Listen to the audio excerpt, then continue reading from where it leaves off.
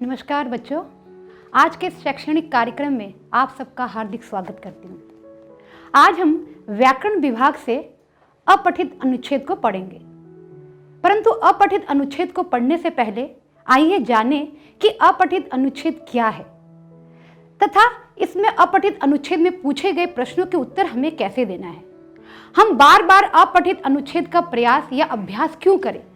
बार बार अभ्यास करने से इससे हमें क्या लाभ हो सकता है? इन सब प्रश्नों के जवाब जो है हम अपठित अनुच्छेद पढ़ने के बाद ही हमें पता चलेगा। तो सबसे पहले आइए जानें अपठित क्या है। अपठित शब्द अंग्रेजी भाषा के शब्द अनसीन का समानार्थी है।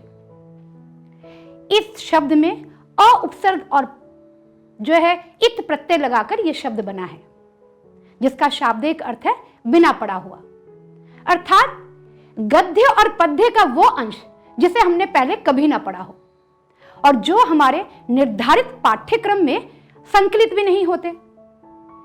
लेकिन अपठित गद्यांश की भाषा कठिन नहीं होती, बहुत आसान है उसे समझना, क्योंकि इसमें जो है हमारी सामाजिक परंपराओं एवं प्रेरणात्मक जो है ज्ञान हमें प्राप्त होता है, जिसके कारण इसे समझना बहुत आसान है। अपठित गद्यांश किसे कहते हैं? गद्यांश यानी कि गद्य का एक छोटा सा अंश। वैसे ये गद्यांश भले ही हमारे पुस्तकों से ना हो, परंतु इसका स्तर, भाषा शैली और विषय वस्तु हमारे पुस्तकों जैसी ही होती है, इसीलिए इसे समझना या पढ़ना या करना कठिनाई नहीं होती या कठिन नहीं होता। अब अपठित अनुच्छेद को हम बार बार कक्षा में क्यों अभ्यास करवाते हैं? इससे क्या हमें लाभ हो सकता है? पहला, इससे हमारा भाषा ज्ञान बढ़ता है। दूसरा, नए नए शब्द, मुहावरे, वाक्यों की रचना करने का ज्ञान बढ़ता है। तीसरा, इसमें शब्द भंडार की वृद्धि होती है तथा भाषिक योग्यता के साथ साथ हमारे सृजनात्मक शक्ति भी बढ़ती है, अर्थात किस प्रकार से हम नए शब्दों का सृजन करें या अपने अनुच्छेद को पढ़ने के बाद किस तरह से उस प्रश्नों का उत्तर दें। तो बच्चों, ये थे अपठित अनुच्छेद को पढ़कर उनके प्रश्नों को हम कैसे हल करें उसके बारे में ये कुछ 2-4 नियम थे। लेकिन अगर हम ध्यान से पढ़े तो उसमें जो पूछे गए जो प्रश्न है, अब उनका हल हम कैसे करें? तो पहले बच्चों, अनुच्छेद को 2 या 3 बार अच्छी तरह से पढ़ें। पहली बार में अगर आपको समझ में ना आए तो उसके कुछ वाक्य, शब्दों को गहनतापूर्वक ही पढ़ें। देखिए, पहली बार अगर हमें समझ में ना आए तो उसके कुछ अंश और शब्दों को हम गहनतापूर्वक ध्यान से पढ़ें, लेकिन अनुच्छेद को पढ़ने से पहले उसके मूल भाव को अवश्य समझ लेना चाहिए कि वो अनुच्छेद में हमें कहना क्या चाहते हैं, हमें क्या बताना चाहते हैं। अपठित गद्यांश में आए व्याकरण की दृष्टि से कुछ शब्द यानी कि महत्वपूर्ण शब्दों और वाक्यों को रेखांकित कर लीजिए। फिर उसमें जो आपको प्रश्न पूछे गए हैं उसे अनुच्छेद में खोजने का प्रयास करें। मूल भाव और संदेश संबंधी यदि कोई प्रश्न है तो उसे अनुच्छेद के अंदर से ही प्रश्न के उत्तर देने का प्रयास करें। आपके जो शब्द हैं वो बड़े ही प्रश्नों के जवाब जो है वो उसे देते समय अपनी भाषा का ध्यान रखिए, क्योंकि भाषा सरल, सुबोध और प्रभावमयी होना चाहिए। प्रश्नों के उत्तर देते समय घुमा फिरा के उत्तर देने का प्रयास ना करें, क्योंकि इससे हो सकता है कि आपसे जो प्रश्न पूछे गए हैं आप उसका सटीक उत्तर देने में सक्षम नहीं हैं। तो इस प्रकार से इसके कुछ नियम हैं। इन नियमों को जब आप जान लेंगे तो अनुच्छेद को पढ़ने के बाद निश्चित रूप से आप उन प्रश्नों के उत्तर अवश्य दे पाएंगे। हमारा पहला अनुच्छेद बच्चों अब हम आरंभ करते हैं। तो पहला अनुच्छेद देखो, ये आपके सामने एक दृश्य, एक चित्र है। इस चित्र में आपको क्या नजर आ रहा है? मुझे तो नजर आ रहा है कि पेड़ पौधे हैं, खूब ढेर सारे जो पुराने पत्ते झड़ गए हैं, नए पत्ते आए हैं, फूलों पर जो है यानी क्यारी में फूल खिल गए हैं, और शायद उसमें जो भंवरे वो हमें यहाँ नहीं दिखाई दे रहे, भंवरे मंडरा रहे होंगे, क्योंकि भंवरों के फूलों के ऊपर मंडराने पे जो बंद कलियां वो खिल जाती है। ये वो समय है जब आमों के पेड़ों पर मंजरियां आ जाती है और उसकी सुगंध से कोयल कूकने लगती है। गेहूं की जो बालियां होती है वो पक जाते, वो खेतों में सुनहले होकर लहलाती रहती पवन के साथ। अब कुछ समझ में आया मैं किस ऋतु की बात कर रही हूं? जी हाँ बच्चों, यह है बसंत ऋतु। तो इसी आधारित हमारे जो अनुच्छेद है देखो, बसंत ऋतु के आते ही कठोरता, कठोरता यानी कि उग्रता, शीत की जो उग्रता होती है, जो हमें बहुत कष्ट देती है कि कब ये शीत जाए, उसके बाद ही वो जैसे ही बसंत ऋतु आती है शीत भाग जाती है। पश्चिम यानी कि पश्चिम दिशा से जो पवन के वृक्षों के शीनहीन पत्ते, शीनहीन यानी कि सूखे और मुरझाए हुए पत्ते, वो झड़ जाते हैं, गिरा देते हैं। वृक्षों और लताओं में नए पत्ते आ जाते हैं, तभी तो हमें हरितमा दिखाई देती है। रंग बिरंगे फूल निकल आते हैं पेड़ों पर। जो हम पूरा मौसम देखते उसमें पुष्प नहीं होते, फूल नहीं होते, बसंत ऋतु के आते ही उसमें फूल खिल उठते हैं। उनकी सुगंध से सारी दिशाएं महकने लग जाती है। और जैसे कि मैंने आपको कहा, सुनहले गेहूं जो पक जाते हैं, उनके सुनहले बालों से युक्त गेहूं के पौधे खेतों में हवा में झूमने लगते हैं, मानो कि वो प्रकृति का, बसंत ऋतु का स्वागत कर रहे हो। प्राणियों की नस नस में उमंग की एक नई चेतना छा जाती है, लोगों में एक नया उल्लास आ जाता है उस बसंत ऋतु को देखकर। सभी लोग, सभी प्राणी प्रसन्नचित होते हैं।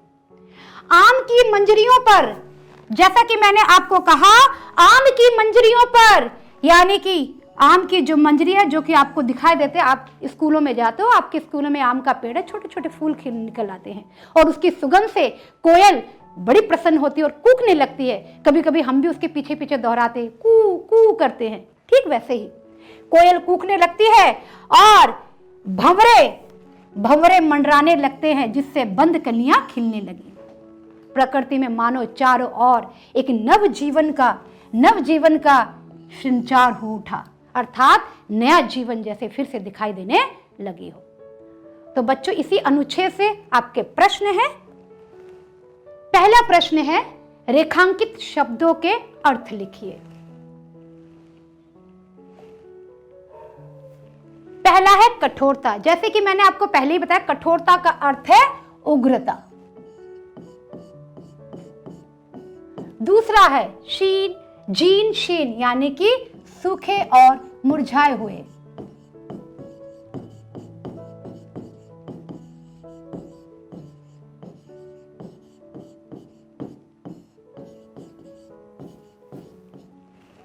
बसंत ऋतु के आते ही क्या हो जाता है? शीत ऋतु भाग जाती है, शीत भाग जाती है।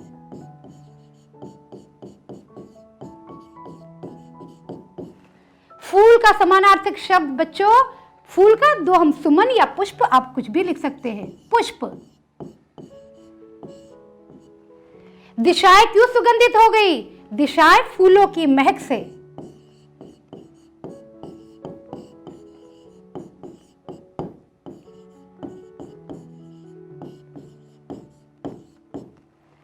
इस अनुच्छेद का उचित शीर्षक मैंने पहले ही आपको बताया, ये जो अनुच्छेद है वो बसंत ऋतु, तो बसंत ऋतु ही इसका उचित शीर्षक हो सकता है, बसंत ऋतु।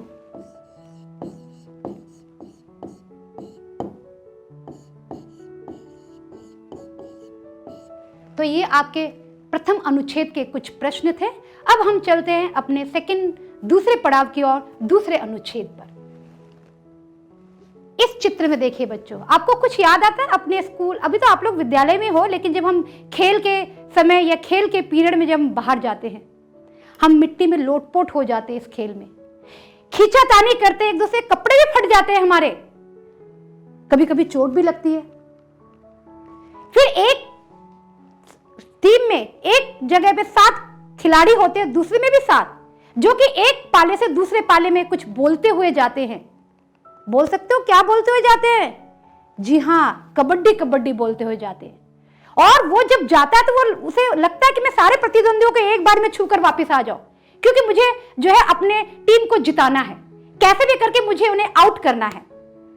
और दूसरे जो टीम पाले में जो प्रतिद्वंदी यानी कि जो खिलाड़ी होते हैं, वो उसे पकड़ने की कोशिश करते कि उसे पकड़े, जकड़कर वो अपनी सांसें उसकी टूट जाए और वो आउट हो जाए।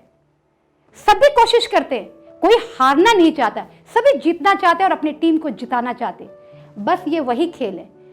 हम खेलते जब है तो हमारे शरीर का व्यायाम होता है, हमारा मस्तिष्क तेज होता है, और पढ़ाई के साथ साथ खेलना भी बहुत जरूरी है। तो इसी पर आधारित हमारा द्वितीय अनुच्छेद है, कबड्डी खेल के मैदान में मैदान को एक रेखा द्वारा 2 हिस्सों में बांटा जाता है। एक मैदान को एक बीच में एक रेखा खींची जाती है और 2 हिस्सों को एक मैदान को बांटा जाता है और प्रत्येक हिस्से को क्या कहते हैं? प्रत्येक हिस्से को पाला कहलाते हैं। पाला, पाला कहते हैं उसको। एक हिस्से को हम पाला कहते हैं। एक टीम का खिलाड़ी क्या बोलता है? कबड्डी कबड्डी। कबड्डी कबड्डी बोलते हुए दूसरी टीम के पाले में जाता है और एक ही सांस में अधिक से अधिक प्रतिद्वंदी खिलाड़ियों को छूकर वापस अपने पाले में दौड़ कर आना चाहता है। परंतु विरोधी टीम के खिलाड़ी 7 खिलाड़ी, मैंने पहले कहा एक टीम में 7 खिलाड़ी होते हैं, वो 7 खिलाड़ी उसे पकड़ने की कोशिश करते हैं कि हम उसे पकड़ के रखें।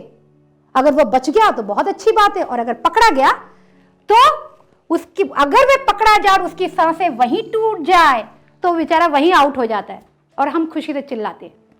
ठीक वही खेल है खिला कबड्डी, यानी कि हम आप सब खेलते हैं, कपड़े गंदे करते हैं, फट भी जाते हैं, परंतु हम हार नहीं मानते और हार मानना भी नहीं चाहिए क्योंकि हमें अपने टीम को जिताना है और ये एकता है।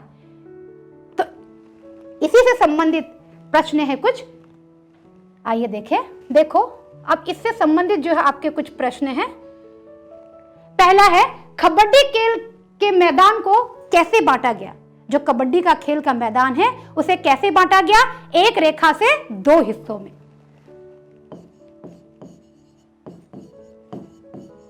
एक रेखा से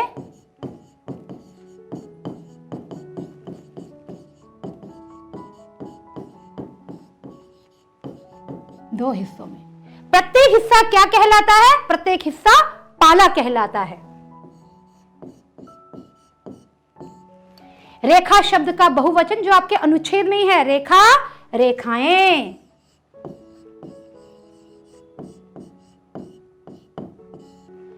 विरोधी टीम के खिलाड़ी क्या करते हैं? उसे पकड़ने की कोशिश करते हैं, पकड़ने की कोशिश।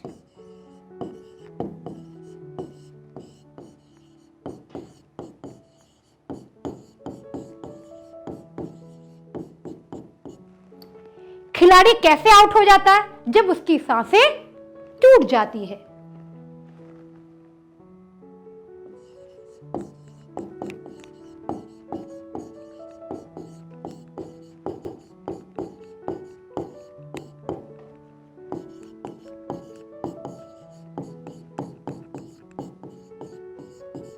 उसकी यानी किसकी? खिलाड़ी की सांसें। जब खिलाड़ी की सांसें टूट जाती है तो वह आउट हो जाता है। अब हम, मुझे लग रहा होगा अनुच्छेद चित्रों के समक्ष होने के कारण आपको अनुच्छेद समझने में कोई दिक्कत नहीं आ रही। अब हम तीसरे में जाएंगे और तीसरा जो हमारा जो है वो होगा आपका, बच्चों ये देख के आपको कुछ याद आ रहा है? इस व्यक्ति को पहचानते हो? ये व्यक्ति कौन है? ये, इस पे आप लोगों ने एक फिल्म भी देखी है, शायद आप लोगों ने अगर वो फिल्म देखी तो आपको याद आएगा। हम सब चाहते हैं एक जगह पे ऐसा घूमने, अपने ग्रह को छोड़ के एक ऐसे ग्रह पे जहां ऐसी एक सुंदर पृथ्वी बनाना चाहते हैं, परंतु जीवन बनाने के लिए कुछ चीजों की जरूरत पड़ती है और उसी की खोज के लिए वे लोग उसी अंतरिक्ष में गए। कुछ कुछ समझ में आ रहा है? मैं चंद्रमा की बात कर रही हूं। वो चंद्रमा, जब किसी व्यक्ति ने पहली बार कदम रखा, और वो व्यक्ति जो जिन्होंने पहली बार कदम रखा था, जानते हो वो कौन है? ये व्यक्ति, इनका नाम है नील आर्मस्ट्रॉन्ग। ये पहले व्यक्ति थे जिन्होंने चांद पर जब जैसे ही पांव रखा, लोग खुशी से झूमने लगे। लोगों को लगा जो सपना हमने देखा है चंद्रमा में पहुंचने का, वो सपना अब हम पूरा कर सकते हैं। अब चांद हमसे दूर नहीं, कहते ना चंदा मामा दूर के, पुए पकाए खीर के, चंद्रमा में हम पहुंचेंगे। और ये व्यक्ति थे जिन्होंने चंद्रमा पहले कदम रखा और उन्होंने बताया कि हाँ वहां जीवन संभव है, क्योंकि पानी वहां पे दिखाई दिया है। और उसी की खोज के लिए हमारे भारत के बहुत बड़े बड़े वैज्ञानिकों ने चंद्रयान बनाया। ये चंद्रयान है बच्चों, ये अंतरिक्ष यान जिसे भारत के वैज्ञानिकों ने अपनी कड़ी मेहनत से बनाया है। इस पे आप लोगों ने एक फिल्म भी देखा है कि किस प्रकार से हमारे वैज्ञानिकों ने इतने मेहनत से इसे बनाया और इसे चांद पर भेजा, जो वहां से तस्वीरें खींचकर भेजता है। और जिन तस्वीरों को देखने से पता लगा वहां जल है, यानी कि जीवन संभव है वहां पर। अमेरिका के नासा संस्थान ने भी वहां एक विस्फोट करवाया और पता चला कि जी हाँ, वहां पे जल, यानी कि हम वहां जा सकते हैं। एक दिन ऐसा जरूर आएगा, हम भी अंतरिक्ष यान में बैठकर चंद्रमा की सैर को जाएंगे। बहुत सारे लोग वहां यात्रा करके आ चुके हैं, परंतु एक समय जरूर आएगा हम आप जरूर चांद की सैर करेंगे। क्या पता आप विद्यार्थियों में से कोई एक दिन बहुत बड़ा वैज्ञानिक बन जाए और कल्पना चावला जैसे बनकर अंतरिक्ष यान में जाकर चंद्रमा की सैर करके आए। तो इसी से संबंधित हमारा तीसरा अनुच्छेद है, यानी कि अंतरिक्ष की यात्रा करेंगे। उस समय चांद पर जाना सपना था। उस समय यानी कि बहुत पहले चांद पर जाना एक सपना था। हम केवल पक्षियों को उड़ते हुए देखते थे, फिर एरोप्लेन को उड़ते हुए देखते थे, फिर हमने सुना अंतरिक्ष यान में जो है रॉकेट भी छोड़े जाते। कब हम चांद पे जाएंगे? आजकल तो लोग चंद्रमा की सैर यानी कि घूम कर आते हैं, जैसे हम बाजार घूमने जाते हैं ना, या हमारे माँ बाप कभी कभी हमको दूसरे राज्य में या तीर्थ स्थानों में घुमाने के लिए जाते हैं और हम कहते हैं अरे हम उस जगह पे घूम कर आए। तो कुछ लोग ऐसे हैं जिनके पास बहुत पैसा है, वो चांद की सैर करके आ चुके हैं, यानी कि आजकल तो लोग चंद्रमा की सैर करके भी वापस लौटे हैं। तुम्हें याद होगा जब सबसे पहले नील आर्मस्ट्रॉन्ग ने चंद्रमा में पांव रखा तो सारी दुनिया खिल उठी, लोगों का सपना पूरा होता हुआ नजर आने लगा। उसके बाद चंद्रमा की कई यात्राएं हुई, कई लोग गए, जैसे कल्पना चावला भी गई, ऐसे कई वैज्ञानिक चंद्रमा की सैर करके वापस आ चुके। लेकिन यह हमारा दुर्भाग्य है कि कल्पना चावला जमीन पर पैर रखने से पहले ही उनका जो है यंत्र विस्फोट होगा और वो हमें छोड़कर हमेशा के लिए चली गई। उसके बाद चंद्रमा की कई यात्राएं हो चुकी है, कई यात्राएं, एक दो नहीं, बहुत सारी यात्राएं हुई है। कुछ दिन पहले भारत का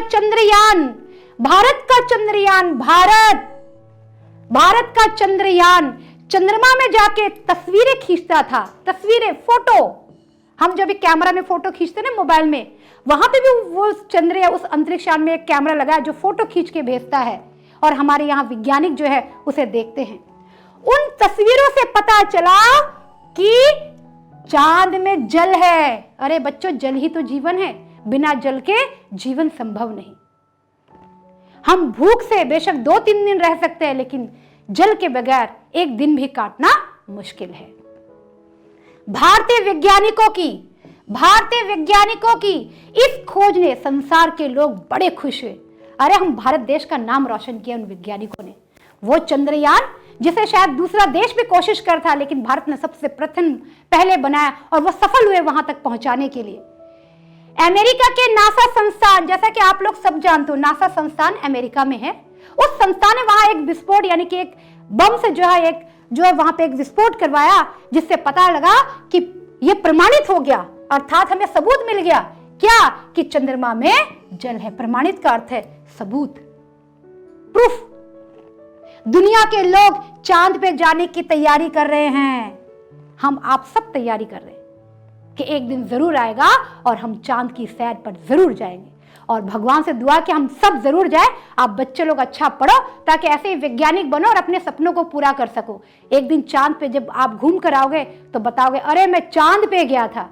क्योंकि अभी चांद हमारे लिए बहुत दूर है, लेकिन उस समय शायद दूर ना हो। जैसे हम विदेशों में घूमने जाते हैं वैसे ही कहेंगे हम चांद से घूमकर आ रहे हैं। तो इसी से संबंधित कुछ प्रश्न है। देखो, सबसे पहले किसने चांद पर पांव रखा? किसने रखा था? Neil Armstrong.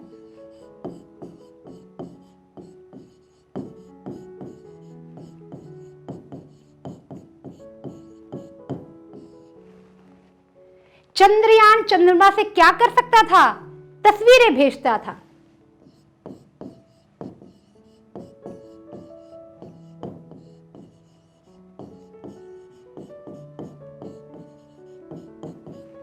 किसने कहां एक विस्फोट करवाया?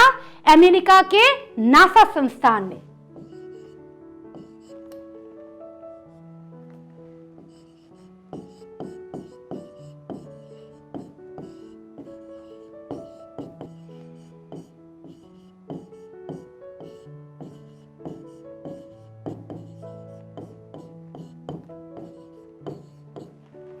विशेषण बनाइए। प्रमाण आपके अनुच्छेद में है, प्रमाणित।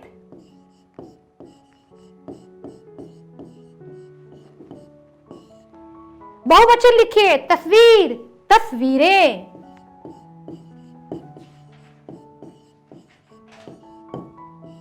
तो ये था हमारा तीसरे अनुच्छेद के कुछ प्रश्न। अब बच्चों, ये हमारा अंतिम अनुच्छेद है। यहां आपको कुछ दिखाई दे रहा, हमारे जीवन, हम जिस जगह पे रहते हैं बच्चों, उस गांव में, जिस गांव में लोगों के विचार बड़े संकुचित है, सीमित है अपने आप में, वो शहरी जैसे नहीं है, अंधविश्वास, कुरीतियां भरा पूरा। लोग बुखार में होते हैं, अरे इसे कुछ ने भूत प्रेत, जाओ झाड़ फूक करवाओ। पैसों का व्यय करते हैं बेकार में, उन लोगों पे पैसा, डॉक्टर के पास नहीं जाते क्योंकि हमें डॉक्टर के पास नहीं जाना है। लोग ऐसे अंधविश्वासी है। अरे हम पढ़े लिखे लोग भी अंधविश्वासी, आप है, हम में, मैं झूठ नहीं बोल रही, मैं भी कभी कभी अंधविश्वासी। मान लो मैं विद्यालय की ओर जा रही हूँ गाड़ी में और सामने से बिल्ली रास्ता काट जाए, हैरान, बिल्ली रास्ता काट ली, नहीं कोई अपशगुन हुआ, थोड़ी देर रुक जाती हूँ। या कोई और अपना वाहन लेके चला था, मोटरसाइकिल लेके, चलो वो आदमी गया, अब मैं चलती हूँ। हम घर से बाहर निकलते, कोई छींक देता, ओहो, निकलने से पहले ही छींक दिया, अपशगुन कर दिया। तो ये सारी चीजें हम पढ़े लिखे लोग, यानी कि इतनी कोशिशों के बावजूद भी ये अंधविश्वास जैसी चीजों को हम दूर नहीं कर पाए। टोना टोटका गांव में होता है, कोई मर जाता, अरे उसने टोना टोटका किया, वो कुछ लेके जाते, पता नहीं, कुछ ऐसे जो गांव में ये प्रचलित है। इन सबको दूर करने का कार्य पंचायत का दायित्व होता है। देखो, स्कूल नहीं है, विद्यालय ना होने के कारण बच्चे वृक्ष के नीचे बैठकर पढ़ाई लिखाई कर रहे, क्योंकि स्कूल नहीं है, विद्यालय नहीं है गांव में।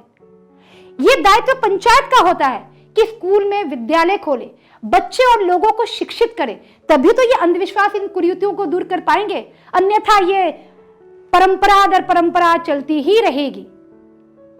और अंधविश्वास जैसी चीजों को दूर करना बच्चों शायद थोड़ा मुश्किल है, क्योंकि पढ़े लिखे लोग भी आजकल अंधविश्वासी है। पढ़े लिखे लोग भी बाबाओं के, हम जो समाचार पत्रों में, खबरों में देखते हैं, बाबा जी के पास गए और इस प्रकार की घटना हुई, ये सारे पढ़े लिखे लोग भी जाते हैं। यानी कि पढ़ने के बावजूद भी, कोशिशों के बावजूद भी हम इस अंधविश्वास जैसी चीजों को दूर नहीं कर पा रहे। इसमें बहुत काम करने की जरूरत है, आवश्यकता है। परंतु जो भी हम गांव में हैं, वो हमारे सरपंच का दायित्व होता है कि वो इन सारे अंधविश्वास, कुरीतियों को दूर करे। जो लोग दूसरी जगह जाके धन संपत्ति व्यय करते हैं, खर्चा करते हैं, उससे बचाए। और ये तभी हो सकता है जब विद्यालय खोले और एक अच्छा विद्यालय खोल के लोगों को शिक्षित करे, तभी ये जो कुरीतियां हम इसे दूर कर सकते हैं। तो ये हमारे आसपास हम रोजमर्रा के जीवन में चीजों को सहते हैं, झेलते हैं, देखते हैं। तो ये आपका अंतिम अनुच्छेद है, जो कि बहुत ही प्रेरणादायक है। यानी कि आप जब घरों में जाते, अपने माँ बाप को समझाओ, अगर ऐसे गांव में कुछ होता है, उन्हें बताओ कि नहीं, ये सारी अंधविश्वास है, कुरीतियां, इससे कुछ लाभ नहीं होने वाला। उसे व्यक्ति को डॉक्टर के पास ले जाओ, जिसे दवाइयों की जरूरत है। तो आओ हम अब हमारा अंतिम अनुच्छेद पढ़ते हैं। हमारा अंतिम अनुच्छेद है गांव में संकुचित। संकुचित का अर्थ होता है सीमित विचार। गांव के लोग, शहरी लोग जैसे खुला नहीं सोच सकते, उनके विचार बहुत सीमित होते। अगर हम उन्हें कुछ कहते तो वो मानते नहीं, बहुत जल्दी, सहजता से नहीं मानते, क्योंकि उनकी सोच सीमित है। अंधविश्वास, कुरीतियां और व्यर्थ व्यय का बोलबाला है। अंधविश्वास जैसा कि मैंने बिल्ली का रास्ता काट जाना, जादू टोने टोट के छींक देना, या और भी बहुत सारे पूजा पाठ करना। कुरीतियां, बहुत सारी कुरीतियां। अरे किसी का विवाह, अरे वो मांग लेगी, उसकी शादी नहीं हो रही है, कुत्ते के साथ विवाह कर देते हैं, पेड़ के साथ कर देते हैं। ये सारी जो है परंपरा, ये कुरीतियां जो है बहुत पहले से चली आ रही है। हम इसे देखते हैं, देख के हम जब बड़े होते हैं हम भी यही सीखते हैं, क्योंकि हमारे पूर्वजों ने, हमारे आने जो पिछले जो लोग हैं, जो हमारे माँ बाप है, उनके माँ बाप ने उनको दिया, वो हमें देते हैं, हम फिर आने वाले कल को देते हैं। और इसे दूर करने के लिए पाठशाला यानी कि शिक्षा का होना बहुत जरूरी है। बिना शिक्षा के हम शायद इसे दूर नहीं कर सकते। इसीलिए पंचायतों को चाहिए कि गांव के पंचायतों को चाहिए, पंचायत ही कर सकते हैं कि गांव में बच्चों के लिए एक पाठशाला खोले, बच्चे पेड़ के नीचे ना बैठकर पढ़े, उन्हें शिक्षा दो, क्योंकि वही हमारे आने वाले भविष्य है, वही कल है, कल वही बड़े होंगे और जो कुछ उन्होंने सीखा वो अपने आने वाले कल को देकर जाएंगे। इसीलिए पाठशाला खोले और उनकी पढ़ाई का प्रबंध करें ताकि वो शिक्षित हो। जब लोग पढ़े लिखे होंगे, पढ़ लिख जाएंगे, तब ग्रामीणों की बुरी आदतें, ये जो कुरीतियां हैं, जो अंधविश्वास है, जिसमें बेकार में पैसे खर्चा करते हैं, वो बुरी आदतें स्वतः यानी कि अपने आप, स्वतः का अर्थ होता है अपने आप ही समाप्त हो जाएगी। कोशिश तो थोड़ी बहुत करनी पड़ेगी, लेकिन जब लोग पढ़ लिख जाएंगे तो वो जान जाएंगे ये सब बेकार के ढकोसले। जब कोई बीमार तो हमें अस्पताल ले जाना चाहिए, डॉक्टर के पास ले, जो इसका सही इलाज करना, कि झाड़ फूक बाबा या जो टोना टोटका करने वाले उनके पास। इससे क्या होता है, हम उस व्यक्ति से, उसके जीवन से हाथ धो बैठते हैं और बैठ के रोते हैं और सोचते हैं, हाय राम, इसे क्यों नहीं लेके गए। बाद में कहते हैं ना, जब चिड़िया चुग गई खेत, अब पछतावत हो तो क्या, जब चिड़िया चुग गई खेत। चिड़िया जब खेत सफाई करते, अब हम पछताते, हाय राम, लोगों की बात क्यों नहीं सुना। कोई फायदा नहीं, क्योंकि वो आदमी अपने प्राणों से हाथ धो बैठा, हम उसे वापस नहीं ला सकते। तो इस प्रकार से जो है, हमें इन कुरीतियों, अंधविश्वासों से दूर रहना ही चाहिए, लोगों को भी सिखाना चाहिए। तो इसी संबंधित आपके जो है अगला जो आपके प्रश्न है, गांव में किसका बोलबाला है। बच्चों, गांव में अंधविश्वास और कुरीतियों का बोलबाला है। अंधविश्वास यानी कि आंख बंद करके विश्वास कर लेने को अंधविश्वास कहते हैं। और कुरीतियां जो कभी किसी के लिए अच्छी नहीं, ये रीतियां बहुत पहले से चली आ रही है। इन कुरीतियों को दूर करने की आवश्यकता है। पंचायतों को क्या प्रबंध करना चाहिए, पाठशाला खोलनी चाहिए।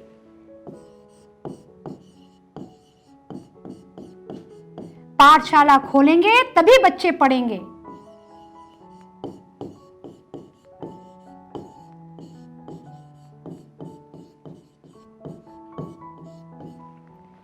लोगों की बुरी आदतें कब समाप्त होंगी, जब वो पढ़े लिखे होंगे।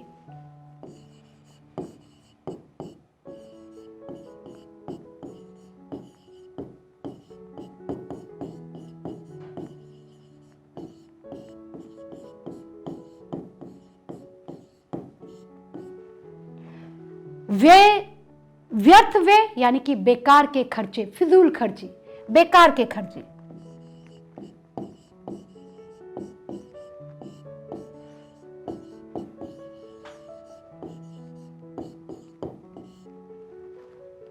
तो ये थे आपके इस अनुच्छेद से संबंधित कुछ प्रश्नों के उत्तर।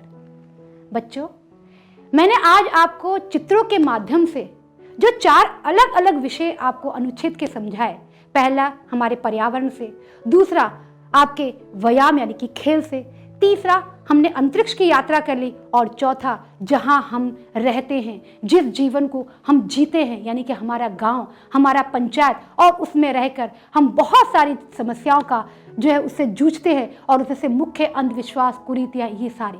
पाठशाला ना होने की वजह से बच्चे ठीक ढंग से पढ़ नहीं पाते हैं, और ये सारी समस्याओं का समाधान केवल पंचायतें ही कर सकते हैं।